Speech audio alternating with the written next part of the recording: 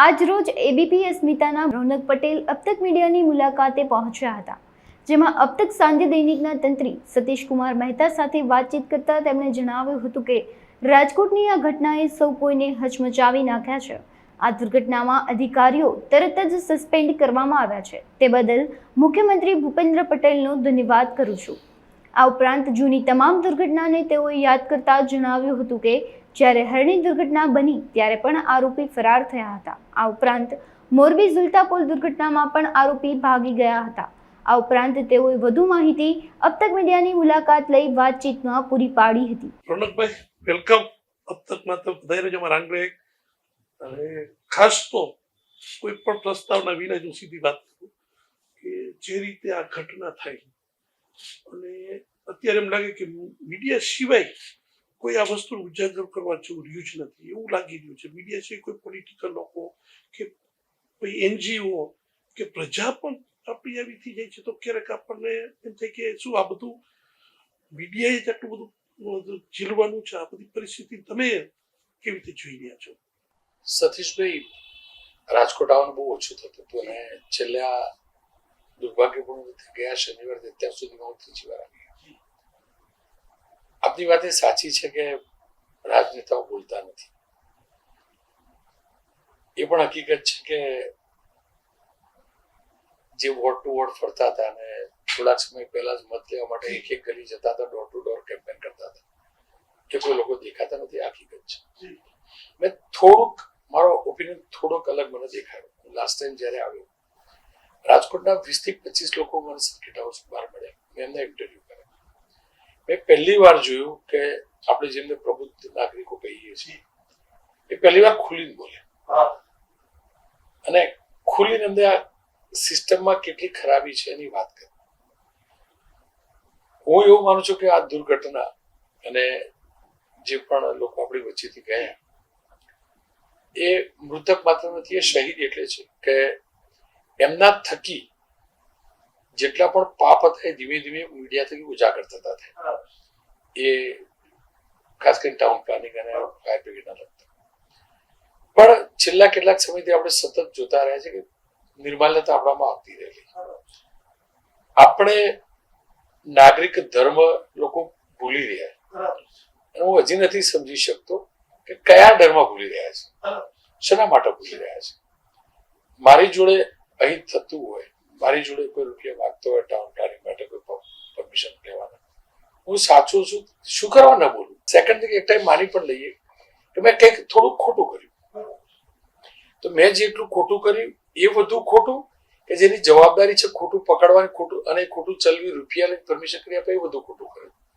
એટલે લોકો નથી બોલતા, નહોતા બોલતા એ હકીકત છે. પણ મને થોડોક વિશ્વાસ ચોક્કસથી થયો છે કે ના, હવે લોકો બોલતા થશે અને લોકો હવે એવું બોલતા થયા છે કે હદ થઈ ગઈ, બહુ થઈ ગયું, આ ના હોય, આવું ના હોય, આવું ના હોય, આટલું બોલતા. પેલા હવે જે હોય ચાલ્યા કરે, પણ એટલું બોલતા થયા કે ના આવું ના હોય.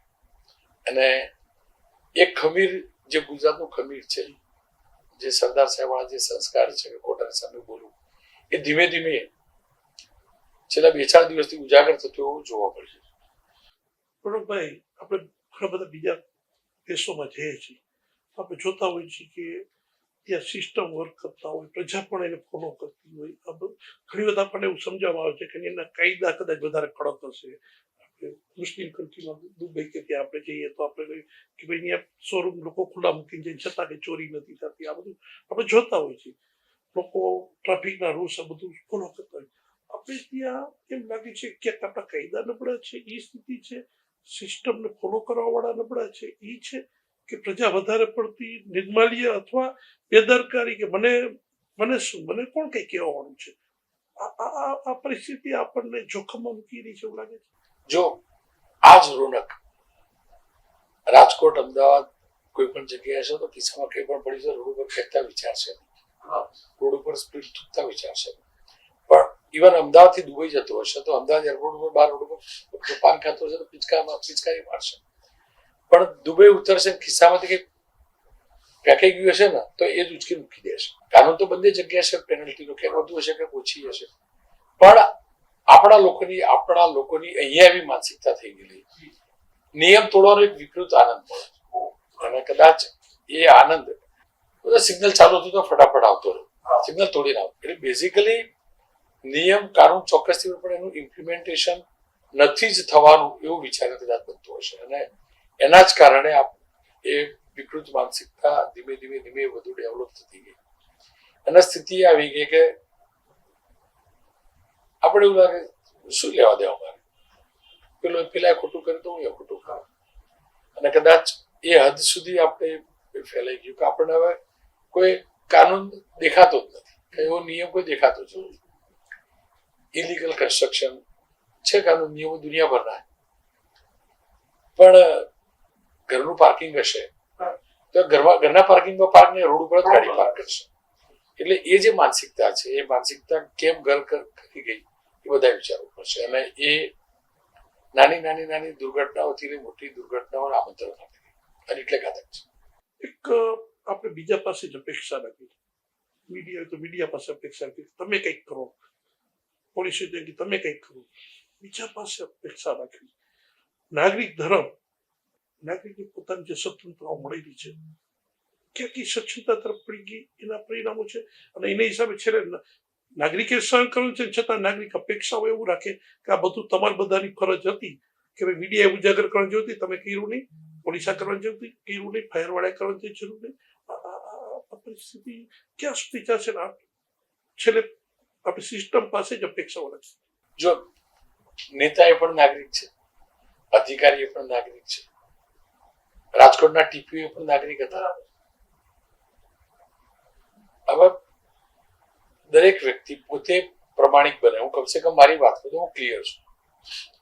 હું એવું માનું કે 1 રૂપિયાનું હું ખોટું કરું તો પણ ખોટું છે, કરોડ રૂપિયાનું ખોટું કરે પણ ખોટું છે. જો હું કોઈ પણ વ્યક્તિ જોડેથી એક નાની અમથી ગિફ્ટ લઉં છું દિવાળીના દિવસે, તો હું નાની 100 રૂપિયા કે 1000 રૂપિયાની ગિફ્ટ લઉં છું, તો એની સામે કોઈ 100 કરોડનો પ્લોટ લઈ લે સરકારમાંથી ગિફ્ટ, એ પણ બંને સરખું, બંને પાપ સરખું. એક વ્યક્તિ જ્યારે અધિકારી હોય, સપોઝ ટીપીઓ છે, તમારા શહેરના ટીપીઓ, કારણ કે એની ધરપકડ થઈ, એને એના દીકરા કે દીકરીનું એડમિશન કરાવવું હશે, અને કોઈ સ્કૂલવાળા ડોનેશન માગશે તો એને ભ્રષ્ટાચાર દેખાશે. પણ એ ટીપીઓ ભૂલી જશે કે આવી 100 સ્કૂલોની ખોટી પરમિશન, ખોટા અથવા સાચા કન્સ્ટ્રક્શન મેં રૂપિયા લઈને કરેલું, પેલો એને ભ્રષ્ટાચાર દેખાય, એને કરેલો ભ્રષ્ટાચાર નથી દેખાતો. દરેક સિસ્ટમ થઈ ગઈ, અને દરેક વ્યક્તિ એવું વિચારે છે કે ભગતસિંહ પેદા થવા જોઈએ પણ પાડોશીના ઘરમાં, મારા ઘરે નહીં, અને એટલે જ બીજા લોકો જોડે અપેક્ષા રાખે. દરેક વ્યક્તિ એવું વિચારે મારા વતી કોઈ બોલે, મારા વતી કોઈ લડે, મારે નથી લડવું, મારા વતી કોઈ લડે. મીડિયા જોડે દરેક વ્યક્તિ અપેક્ષા રાખે કે તમે અમારો અવાજ ઉઠાવો. અનેક લોકો, અનેક અધિકારી હોય, સરકારી કર્મચારીઓ, આપણે કહીએ અંદર આપણી જોડે આવે કે અમારો મુદ્દો તમે ચલાવો ને, આટલું તમને અન્યાય થયો, આમ થયો. એટલે આપણે એને પૂછીએ કે તું ઇન્ટરવ્યુ આપીશ, તો કે ના સાહેબ, મને મારા ડિપાર્ટમેન્ટમાં તકલીફ પડે. અને હું તો એવા લોકોને સ્પષ્ટ કહું છું, એકદમ ફટાઈથી કહું છું કે જણનારીમાં જોડના તો ડાણ કશું ના કરે, જતો રહે, તું તારું શોષણ થાય એના લાયક જ તું. એટલે બેઝિકલી આવા જ લોકો કે જે શોષાવા ટેવાયેલા છે, બીજા જોડે અપેક્ષા રાખે મારા વતી આ કરે, મારા વતી આ કરે, કદાચ એ જ કારણ છે કે શોષણ વધ્યું છે. હું કરે શિષ્ટાચાર, બીજો કરે ભ્રષ્ટાચાર, એવું માનવાવાળા લોકો જ આ ભ્રષ્ટાચારના કારણે કદાચ વધુ પડતું લાગશે. પણ હું એ હદ સુધી માનું છું કે દિવાળીની નાની અમથી સુખન માટેની ગિફ્ટ એ પણ ભ્રષ્ટાચાર છે. કારણ કે બહુ લોકો નહીં ગમે આવી વાત, પણ હકીકત એ મારાથી શરૂઆત કરું. મને કોઈ એક બિલ્ડર દિવાળીના દિવસે બોક્સ લઈને આપવા આવે, મને શા માટે આપવા? હું એનો ભાઈનો દીકરો, એના મામાનો દીકરો છું, એના કાકાનો દીકરો, એના કાકાના દીકરાના ઘરે ગિફ્ટનું બોક્સ નહીં મોકલાવ કર્યું હશે, ગામમાં રહેતો હશે, એ નહીં દેખાય. પણ રોનક કેમ દેખાશે? રોનક એટલે દેખાશે કે એબીપીએસ પોતાનો સંપાદક છે. એટલે રોનક વચમાં આપણે ઇન્ટરપ્ટ કર્યું, એટલે આપણે કહીએ કે આપણે મનમાં ત્યાં સુધી ઘર કરી ગયું છે. આપણે ત્યાં મહેમાન જે આવે છે, મહેમાનના એની કેલિબર પ્રમાણે તમે એને પીરસો છો, નહીં કે તમારા ઓલા પ્રમાણે મતલબ એ કે તમારી પહેલેથી ક્યાંક આપણા જીવનમાં ક્યાંક ઘર કરી ગયું છે ભ્રષ્ટાચાર. નહીં, આપણને જે ધાર્મિક સંસ્કાર આપવા વાળી જે ધાર્મિક સંસ્થાઓ છે ત્યાં પણ એ પ્રકારનો તો ભેદભાવ થાય છે. રોનક જાય એના માટે અલગ પ્રસાદ, રોનકનો રિપોર્ટર છે એબીપીએસ નો એના માટે અલગ પ્રસાદ, સામાન્ય દર્શક જાય ભક્ત એના માટે અલગ પ્રસાદ. રોનક તો એના સ્વાર્થી ગયો છે, કવરેજ કરવા માટે ગયો છે. એને એ જગ્યા એ સ્થાન એ સ્થાનકમાં કેટલી આસ્થા છે ખબર નથી, પણ પેલો 100 બહુ દૂરથી આવેલો હશે, 100 કિલોમીટર દૂરથી આવેલો છે, એ સાચો ભક્ત હશે, પણ એના પ્રસાદ માટે લાઈનમાં હાથ કરીને ઉભા રહેવું પડશે. એનો રોનકના ડ્રાયફ્રૂટ્સનો પ્રસાદનું બોક્સ મોકલવામાં આવતું હોય. એટલે આ જ બધા જે ખરેખર આવું ન હોય એના સંસ્કાર જ્યાંથી મળવા જોઈએ ત્યાંથી જ આપણને આ સંસ્કાર મળતા હોય તો એનાથી મોટું દુર્ભાગ્ય શું હોય?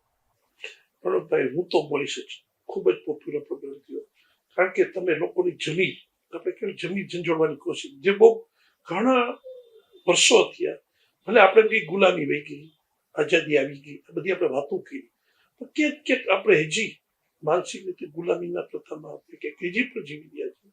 તો જ આવી ઘટનાઓ ઘટતી રહેતી હશે, કારણ કે ક્યાંક આપણી સ્વતંત્રતા છે એને આપણે સારી રીતે અનુભવી નથી. એટલે એવું અપેક્ષા રાખે છે કે રોનકભાઈ હું તો બોલીશ કરે છે, પણ પ્રજા પોતે ક્યારે હું તો બોલીશ થઈ ગયા છે, ક્યારે આ સિસ્ટમ થાય છે. તમારે આટલા એપિસોડમાં તમને ઘણા બધા તમે હોપ્સ દેખાણી હશે, ઘણી બધી નિરાશા પણ થઈ હશે કે આટલું અમે કરી રહ્યા છીએ, છતાં આ પ્રજા નથી સુધરી રહી અથવા લોકો સિસ્ટમ નથી સુધરી રહ્યા, આવી ઘટનાઓ ઘટતી રહી છે. હું નામ નહીં કહું, પણ આ જ સરકારમાં બહુ સારી પોઝિશનમાં બેઠેલા એ વ્યક્તિ મને કહેલું કે રોનકભાઈ આ કાર્યક્રમ બંધ ના કરતા ચાલુ રાખજો, પણ થોડુંક એગ્રેશન ઓછું કરજો, તમારી તબિયત ખરાબ થાય. કેમ સાહેબ તમને શું તકલીફ? હું તો તમારા વિરુદ્ધમાં બોલતો હોઉં. એટલે એમને એમ કહ્યું કે હું ઈચ્છું કે આ શું લાભો ચાલે, અને એટલે ઈચ્છું છું કે લોકો બોલતા થાય. દરેક વ્યક્તિ સુધાર ચોક્કસથી ઈચ્છે, દરેક વ્યક્તિ, એ ભ્રષ્ટ વ્યક્તિ પણ એ તો માણસ તો છે, બોલવા પણ માંગે, એને પ્રેરિત કરવો જરૂરી. પ્રેરિત કરવામાં હું જાજો સફળ નહોતો થયો. સુરતની દુર્ઘટના વખતે પણ ન થયો. સુરતને તો હું ખૂણે ખૂણેથી જાણતો હતો દક્ષિણ જિલ્લામાં, છતાં પણ ન થયો. મોરબી વખતે પણ ના થયો, વડોદરા વખતે પણ ના થયો. વડોદરા વખતે હું રાત્રે વડોદરા ગયો, પણ પહેલી વાર મને થોડુંક લાગવા લાગ્યું રાજકોટની આ દુર્ઘટનાથી કઈ બદલાવ હું લોકોમાં જોઈ રહ્યો. થોડુંક બોલતા થયા, અધિકાર માટે બોલતા થયા, ખોટાની સામે બોલતા થયા, થોડા બોલતા થયા. હું ના ઉમ્મીદ તો નહોતો, પણ સફળ થઈ છે એનો ભરોસો નહોતો. હવે થોડુંક લાગી રહ્યું કે ના, લોકો બોલે. અને હું એકદમ પ્રમાણિકતાથી કહું, આ છેલ્લી દુર્ઘટના છે મારા શોની અંદર દમખમ સાથે બોલવા લીધું. જો આની અંદર દોષિતોને સજા થાય ત્યાં સુધી હું ફોલોઅપ કરવામાં સફળ ના થયો તો હું કમસે કમ મારા સમાચાર ચોક્કસથી ટેલિકાસ્ટ કરું. હું તો બોલી છે એટલું એબીપીએસ ત્યાં નથી, ન્યૂઝ ચેનલ છે, પણ મારા શોમાં જેવું દમખમ સાથે કહું છું કે હું ન્યાય અપાઈ સાથે એ બંધ કરી દઉં. જો મારામાં એ ત્રેવડ નથી કે હું ખોટું જોઉં છું, ખોટું થયું એવિડન્સ છે, આપણે ઓથોરિટી નથી, આપણે ન્યાયાલય સાથે સીધી રીતે જોડાયેલા પણ નથી, ન્યાય પ્રણાલિકા સાથે જોડાયેલા છે. વસ્તુનો ઉજાગર કરીને પછી પણ અથવા ઉજાગર કરવામાં જો હું સફળ ના થતો હોય અથવા અધ વચ્ચેથી મૂકી દેતો હોય તો ભાઈ દર વખતે આવી દુર્ઘટના થાય, કેમેરા આગળ આવી જો મેકઅપ લગાવીને મોટી મોટી વાર્તા કરવાનો અધિકાર મને નથી, એવું માનું છું. પણ થોડીક હોપ ચોક્કસથી છે કે આ વખતે સસ્પેન્ડ તરફ થયા, ટ્રાન્સફર તરફ થઈ, ધરપકડ થઈ. અગાઉની દુર્ઘટના મેં જોયેલું કે અગોતરા જામીન મળે એવો મોકો મળે, ભાગવાનો મોકો મળે. મોરબી વખતે પણ હું એ વખતે જ કહેતો હતો કરોજી કોઈ પકડીને લોકો ભાગી જશે. અરણી વડોદરા વખતે કહેતો ભાગી જશે, ભાગી બી ગયા, પછી ધીમે ધીમે પકડાઈ જાય. એક રોનકભાઈ એક બહુ સારું એક સિમ્ટમ્સ આવતી એક દેખાવ તમે જે કીધું એમાં કે છેલ્લા શરૂ થયો ત્યારથી 3 વર્ષમાં જે અધિકારી જે પોસ્ટ હોય એ લોકોનું પણ ઇન્ટ્રોગેશન ઇન્વેસ્ટિગેશન બધું ચાલુ થયું. આ પણ એક સારી હોપ નથી કે જેથી ઓલા ચેર ઉપર બેઠેલા દર વખતે માને કે હું તો ચેર ઉપર છું, મારું કામ પતી ગયું, જે આવો વાળો જોઈ લેશે. આજે પોતે જવાબદારીથી ભાગવાની જે સિસ્ટમ હતી ક્યાંક આ પહેલી વાર એકાઉન્ટેબિલિટી એસ્ટાબ્લિશ થાય એવું તમને લાગે છે? એ જે જૂની જે બગડેલી સિસ્ટમ હતી એ બ્રેક થઈ અને હું ફરીથી કહું કે આપણે આ શબ્દ ખરેખર ડિક્શનરીમાંથી બદલવો જોઈએ. અધિકારી એટલે અધિકારવાળો વ્યક્તિ અધિકાર થોડો છે, એ ફરજકારી શબ્દ લાવવો જોઈએ. ઓફિસર પ્રજાનો સેવક છે, પ્રજાનો માલિક નથી. એટલે એ અધિકારી નથી, પ્રજાના અધિકારીનું રક્ષણ કરનારો એની ફરજ છે. એટલે ફરજકારી શબ્દ લાવવો જોઈએ. આપણે તો બહુ નાના છીએ શબ્દકોશમાં બદલાવ કરવામાં, પણ એ પહેલી વાર રાજકોટની દુર્ઘટના પછી જેટલા પણ 3 વર્ષની અંદર હતા એ અધિકારીઓને કમસે કમ રિયલાઇઝ થશે કે આપણે ભાઈ અધિકાર નથી, આપણે ફરજકારી છીએ અને આપણી ફરજ વિશેનો હિસાબ સરકાર ગમે ત્યારે લે. એટલે એવું હોય કે ભાઈ સમજી આવે તો 6 મહિના 6 મહિનામાં જેટલી બેટિંગ કરે એટલી કરી જતો રહે, પછી તો બીજે જતો રહે. પણ એવા બેટિંગ કરવાવાળા વ્યક્તિને થશે અને એ બદલાવ ચોક્કસથી જોવા મળ્યો. અને એ માટે ભૂપેન્દ્રભાઈ અભિનંદન એટલે આપવા જોઈએ કે પહેલી વાર આવું થયું. અને હું જેટલું જાણું સુભાષ ત્રિવેદી સુરતના ડીસીપી હતા ત્યારથી જાણું, એ વ્યક્તિ એના રિપોર્ટ બનાવવામાં કોઈના પ્રભાવ એના અભિપ્રાયમાં કોઈના પ્રભાવમાં નહીં આવે. બની શકે કે ઇન્વેસ્ટિગેશનમાં ક્યાંક ચૂક રહી જાય, ભૂલ બની શકે, જાણી જોઈને ચૂક નહીં કરે પાકું. હવે એના અભિપ્રાયો, એમના રિપોર્ટ ના સરકાર કેટલી ગંભીરતાથી લેશે, એનું ખરેખર કેટલું ઇમ્પ્લિમેન્ટેશન થશે હું નહીં જાણતો, પણ એક ઉમ્મીદ ચોક્કસથી બની છે કે તપાસ જે થશે જેન્યુઇન થશે. પહેલી વાર એવું થયું કે ખરેખર કોઈ વસ્તુને ગંભીરતાથી લઈ ગઈ છે. જેમ પ્રજા બોલતી હતી એમ હવે એવું લાગે છે કે ખરેખર હવે સરકાર પણ કંઈક ગંભીર બની છે. કદાચ આવી ઘટનાઓ ઘટતી કોઈ રોકી નથી શકવાનું, પણ કમસે કમ ઘટનાક્રમ ઘટતો જાય અને ક્યાંક આના જેમ ડિઝાસ્ટર મેનેજમેન્ટો આવી ગયા, ક્યાંક આવી વસ્તુઓ સિસ્ટમો બને એવી એક હોપ ઊભી થઈ છે. હોપ ઊભી થઈ, પ્લસ જે કાર્યવાહી શરૂ થઈ કે અલગ અલગ જગ્યાએ સીલિંગ શરૂ થઈ ગયા, પરમિશનો માગવાનું થઈ ગયું, પણ સાથે એક થ્રેટ પણ છે કે જે ઉછળી વાકી વાળા જે અધિકારીઓ હોય એવું ના થાય કે આ એમને લૂંટવાનું લાયસન્સ મળી જાય, થોડુંક 19-20 હોય એનું સીલ કર્યું પછી ખોલાવા માટે રૂપિયા લે, એવો ધંધો ચાલુ ન થાય. પણ કમસે કમ આપણે ધ્યાન રાખવું પડશે. એક રોનકભાઈ એવું કદાચ તમે કીધું છે કહેવાય કે જોખમનું પુસ્તક એ પણ છે કે આપણે ત્યાં નિયમો એવા બધા અમુક બનેલા છે, હવે એને પ્રેક્ટિકલ ઇમ્પ્લિમેશન આપણે એટલા જ ઇસ્યુ છે. કદાચ હવે આ લોકો એવી રીતે કરે કે છેલ્લે કંટાળી અને આપણા પાસે જેવા ડેટા આવે કે અમને કારણ વગરની સિસ્ટમ વાળા અથવા બેઠેલા, આપણે અધિકારી શબ્દ બોલવો પડે છે કારણ કે ડિક્શનરીમાં બીજો શબ્દ નથી, પણ એ જ લોકો જે બેઠા જેના ફરજનો ભાગ છે એ જ લોકો પોતાનો આવી રીતે મિસયુઝ પાવરનો કરી અને પ્રજાને બીજી રીતે હેરાન કરી પાછી એ સિસ્ટમના લૂપોસો ચાલુ કરાવી છે.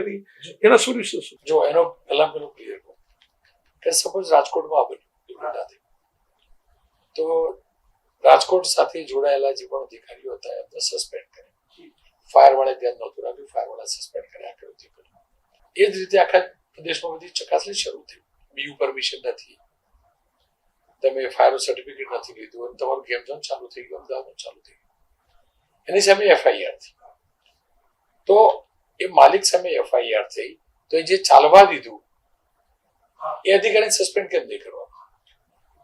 એનો મતલબ એવો કે દુર્ઘટના થાય અને તમે પછી તમને સસ્પેન્ડ કરવાના. ત્યાં એફઆઈઆર થઈ, ધેટ મીન્સ ખોટું હતું, ગેમ ઝોન ખોટું ચાલતું. તો જેને ચાલવા દીધું, અહીંયા રાજકોટમાં જેને ચાલવા દીધું એની સામે એફઆઈઆર દાખલ થઈ, પણ વાત કેમ તો સસ્પેન્ડ થાય. તો ત્યાં પણ થવું જોઈએ, આ થવું જોઈએ. બે વાત બીજી એ પણ છે કે આપણે દર વખતે એવું પણ તો ના કહી શકીએ પ્રશાસન ખોટી રીતે હેરાન કરે. સુરતની અંદર સ્કૂલોનું સીલિંગ થયું, આડેધડ સીલિંગ થઈ ગયું છે, લીલા ભેગું સૂકા ભેગું લીલું પણ પડ્યું છે. પણ ઘણા સંચાલકો એવું કહેતા જોવા મળે કે આવું ના ચાલે, અમે બધા બંધ કરી દઈશું સ્કૂલો.